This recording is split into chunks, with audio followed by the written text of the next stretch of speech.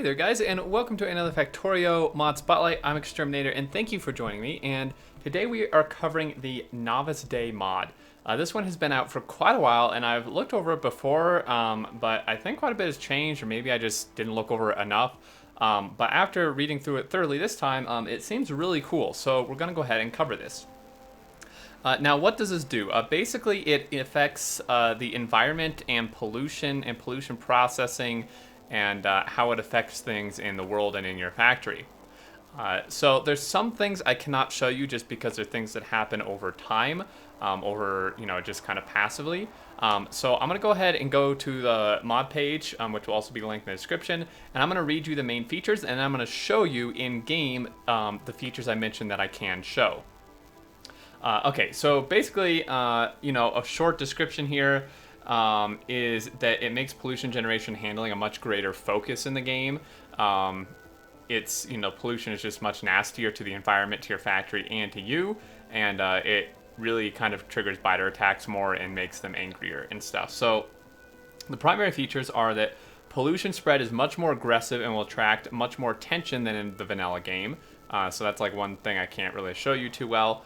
Low-tier coal burning and oil processing machines generate much more pollution than in vanilla, offering further incentive for green technology. Trees and non-paved terrain absorb many times more pollution, decentivizing clear-cutting and paving the world if pollution is a concern. Or if you just love polluting your world, you could do it, and it will do it pollute even more than in vanilla. Evolution factor is now much more affected by spawner destruction, slightly more by pollution, but without these actually... like destroying the spawners and much pollution, the evolution actually drops slowly over time, which is kind of interesting. And then pollution can be filtered out of the air and dissolved into water, resulting in polluted sludge, and I'll show you how to do that in game in a minute. Sludge can be processed into various forms, including sulfuric acid. Sludge can be stored into depleted oil wells or simply vented into the air, re-releasing the pollution. Extreme pollution in an area can pollute the water, causing it to jam offshore pumps and cease absorbing pollution until regional pollution levels drop again. An optional thing, which you can toggle on and off, is gas-powered boiler, a cleaner burning early to mid-game steam producer. Also optional is steam-powered furnace, a clean smelting solution. It adds a pollution meter for the circuit network, a borehole drilling machine for disposing of sludge underground, a greenhouse for weak early-game pollution reduction with wood production as a bonus, and adds special flooring which offers some speed bonus, but no pollution plant killing penalty. And then last secondary features are protection from attacks in the early game when they are guaranteed to be unsurvivable. Oil wells are no longer infinite. When reaching their minimum value, they convert to an empty well for pollution disposal. Optional empty wells generate as world gen if disabled, and destroying spawners unleashes a cluster of small biters. So let's go ahead and show you these things in game here. So I've had some furnaces burning. They're all backed up now, but I've had them burning, and I want to show you this pollution meter first. So here's a pollution sampler, and you can see here, you just place it down. It's just like a combinator, and you hook it to a power pole, and you can see the pollution. Now, it's very low now because obviously these have stopped, but if I were to take all this out, and you start generating pollution, you can see it going up here, which is really cool. Now, with pollution, like mentioned before, is the burner stuff and oil stuff generates way more pollution than in vanilla.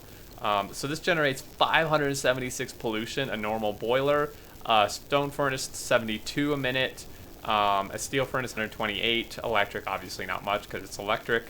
The burner mining drills generate 384 pollution, miners 80 pollution, pump jacks quite a bit, the oil processing stuff quite a bit. The oil refinery is 1,440 a minute pollution, and there's a special refinery here.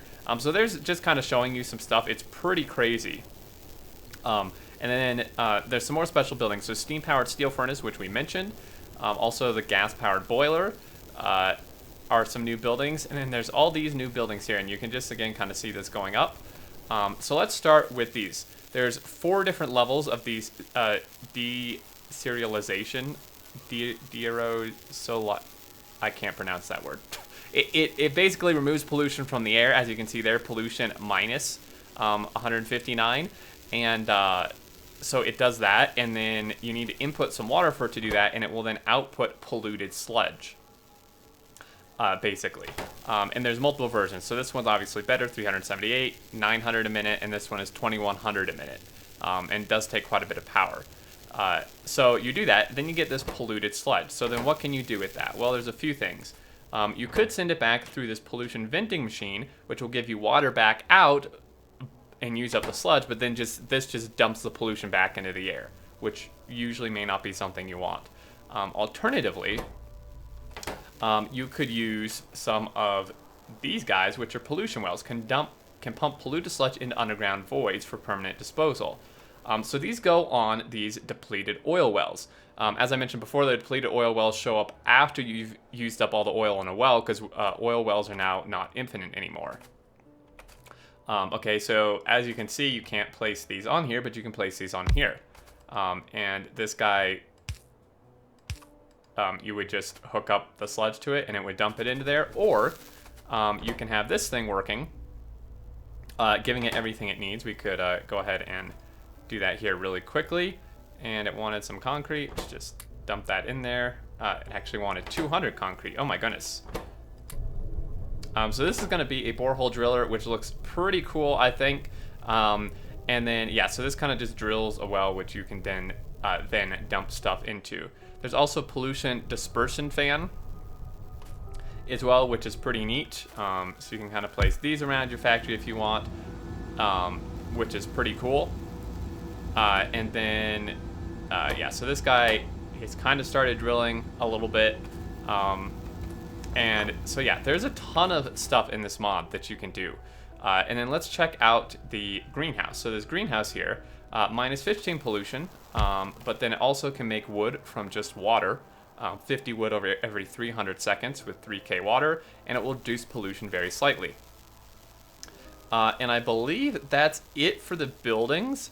So, yeah, oh, one other thing I wanted to show you. So there is this filtered oil refinery. And this is a special oil refinery where you can get, stick in air filters and water, and then you actually get, and some crude oil, and then you get your products out as well as polluted sludge if you kind of want to go that route.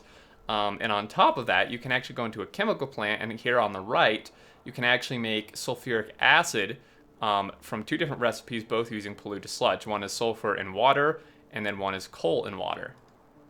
Also asphalt, 160% walking speed, and then I think that's it for the other. So here's what the asphalt looks like right here. It's super quick. And then this one is the iron floor lattice. And I think there's actually not, it said rubber flooring on the mod portal, but that may have been removed, and these may still make pollution spread a lot. You would kind of think they would. So that may have been changed without the mod dev actually changing it in the notes. But that's pretty much the mod, guys. If we just really quickly look at the settings here, so mod settings, so per player, nothing there. Startup, here's all your novice day settings. Acid rain threshold, the minimum amount of air pollution in a chunk before it can start spawning acid rain, which is not good. Pollution factors, bomb fly, minimum pollution is a spawner must be surrounded by to spawn a bomb fly. Don't really know what this is. There's some crazy stuff. So the notes on the mod portal haven't really been updated that much. But one other thing we could check out, there's a base over here. Let's just run over here really quick and go ahead and destroy this base and see if it pops out some little baby biters. But that's the majority of the mod, guys. So if you're kind of interested in handling pollution and like what to do with that, and you know, maybe just more incentive to like build a little greener and stuff. I know that doesn't fit everyone's play style. Okay, yeah, you can see it just spawned a bunch. So if we do this, you can see it just spawned a bunch more biters. So that feature is enabled. That's kind of what you can expect there.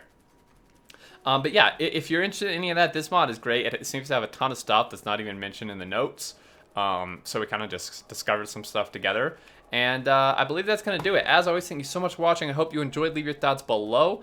And until next time, I look forward to seeing you all. And do take care.